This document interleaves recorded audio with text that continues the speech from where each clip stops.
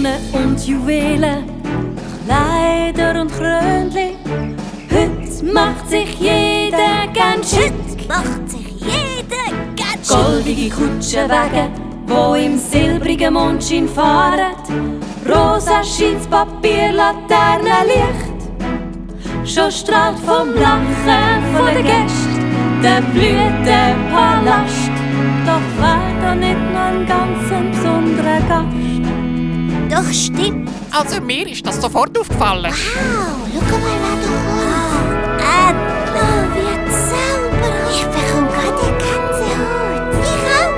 Oh, ist das schön. Oh, schau mal die Kutsche an. Ganz in Gold. Oh, so schön.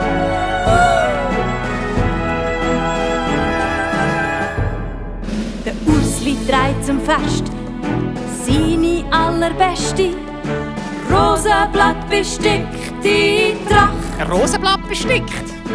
Alba, die liebt's kunterbunt, mit Strubelhaar und rotem Mund. So hat sie sich hexenhübsch gemacht. Jetzt strahlt vom Lachen von den Gästen der Blütenpalast. Doch fehlt da nicht noch ganz ein besonderer Gast. Tja, Meinst du, kommt der Wladimir noch? Das ist eine gute Frage. Ja, hoffentlich. Ja, ich hoffe es auch. Oh, schau.